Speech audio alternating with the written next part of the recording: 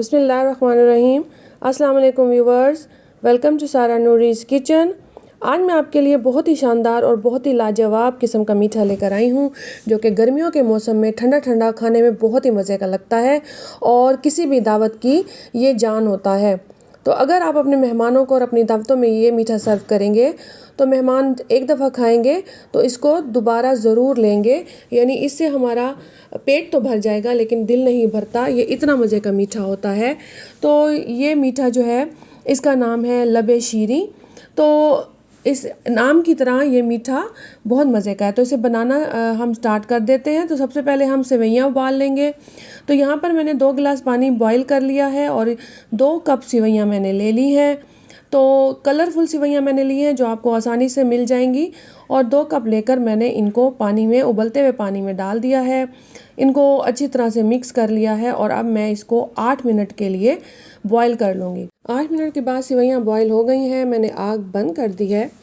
तो अब मैंने सेवइयों को गर्म पानी से निकाल लिया है। छलनी में मैंने इसमें निकाल कर ऊपर से ठंडे पानी का 1 गिलास डाल दिया है।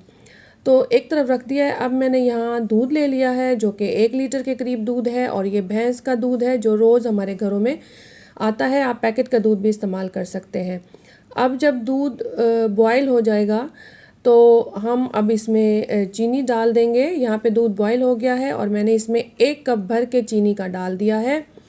आप अपनी मर्ज़ी के मुताबिक चीनी डाल सकते हैं। तो यहाँ पर मैंने अलहदा से 1 कप दूध ले लिया है जो कि रूम टेम्परेचर दूध है। इसको मैंने एक बोल में डाल दिया है और इसमें यहाँ मैंने 8 खाने के चम्मच जो है कस्टर्ड के लिए हैं। 8 टेबल स्पून कस्टर्ड के मैंने ले लिए हैं। मैंने वनीला कस्टर्ड लिया है। आप इसकी जगह पे अगर कस्टर्ड नहीं है तो आप कॉर्नफ्लोर भी ले सकते हैं। अब हम इसको अच्छी तरह से दूध में मिक्स करेंगे ताकि इसमें कोई लंप ना हो, और अच्छी तरह से मिक्स करने के बाद अब हम इस कस्टर्ड को बॉयल होते हुए दूध में डाल देंगे और साथ साथ हम चम्मच भी चलाते रहेंगे ताकि कोई लंप ना बने।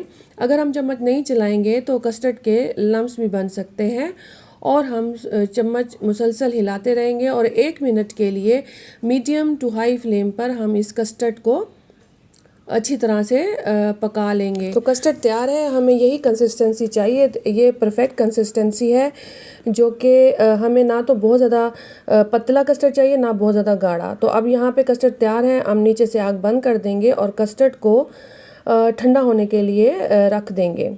अब हम नेक्स्ट स्टेप जो है जेली तैयार करेंगे। जेली के लिए मैंने इसमें 1.5 कप पानी डाला है, और इसमें मैंने फिर जब पानी बॉयल हो गया है तो मैंने इसमें जेली डाल दी है। मैंने जो है वो मैंगो जेली ली है। आप अपनी मर्ज़ी की कोई भी जेली ले सकते हैं, और गर्म पानी में डाल के हम इसको अच्छी तरह से पानी में हल कर लेंगे।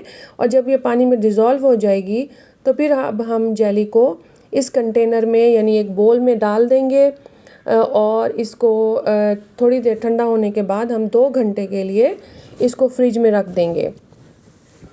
और यहाँ पर जब तक फ्रिज में बनती है जेली हमारी, तो हम यहाँ पे कस्टर्ड प्रिपेयर कर लेते हैं। कस्टर्ड ठंडा हो गया है। तो अब मैं यहाँ पर 1 पैकेट क्रीम डाल दूँगी, और क्रीम डालने के बाद हम कस्टर्ड में क्रीम को अच्छी तरह से मिक्स कर लेंगे। और क्रीम डालने से ये कस्टर्ड का टेस्ट बहुत अच्छा हो जाएगा और बहुत स्मूथ इसका एक टेस्ट आएगा जो मिल्की सा, और मज़े का टेस्ट हो जाएगा। और जो क्रीम मिक्स करने के बाद अब जो मैंने सेवियां बॉईल की थी, जो रंगीन कलरफुल सेवियां थी, वो अब हम कस्टर्ड में डाल देंगे और इनको भी कस्टर्ड में हल्के हाथों से हम मिक्स कर लेंगे।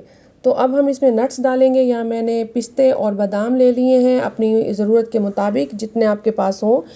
तो मैंने वो लेके उनको कट करके छोटा छोटा और वो डाल दिया है। और 1 टिन मैंने कॉकटेल लिया है, फ्रूट कॉकटेल। आप इसमें फ्रेश फ्रूट भी डाल सकते हैं अगर आपके पास अवेलेबल हो। और फ्रूट डालने के बाद अब हम इसको अच्छी तरह से मिक्स कर लेंगे। अब कस्टर्ड मिक्स हो गया है तो अब हम इसको अपने किसी खूबसूरत से बोल में शिफ्ट कर देंगे। हम इस अपने डेज़र्ट को ट्रांसफ़र कर देंगे एक बोल में जो हमारी सर्विंग डिश है, और इसके बाद हम इसको डेकोरेट करेंगे। डेकोरेट करने के लिए मैंने थोड़ा सा कॉकटेल फ्रूट बचा लिया था जिसको मैं इसमें डाल दूँगी, और ऊपर से अपनी मर्ज़ी के मुताबिक आप डेकोरेट कर लें। इतनी देर में हमारी जेली भी जो है वो रेडी हो चुकी है, और मैं इस जेली को जो है वो फ्रिज में से निकाल लूँगी। ये बहुत अच्छी तरह से बन चुकी है। अब मैं इसको कट कर लूँगी छुरी की मदद से और उसके बाद मैं इसको क्यूब्स में कट करने के बाद तो मैं अब इसको चम्मच की मदद से खोल लूँगी और उसके बाद मैं इसको अपने मीठे पे अपनी मर्ज़ी के मुताबिक डेकोरेट कर लूँगी। अब मैं इसको फ्रिज में रख दूँगी। इसको फ्रिज में रखेंगे, अच्छी तरह से ठंडा करेंगे और अपने मेहमानों और घर वालों को सर्व करेंगे। तो ये बहुत मज़ेदार और बहुत ही टेस्टी रेसिपी है। एक दफ़ा बनाएंगे तो इसको बार बार खाने को दिल करेगा। तो व्यूवर्स, कैसी लगी आपको मेरी रेसिपी? अगर अच्छी लगी हो तो मेरे चैनल को ज़रूर सब्सक्राइब कर दें। Thanks for watching. अल्लाह हाफिज़।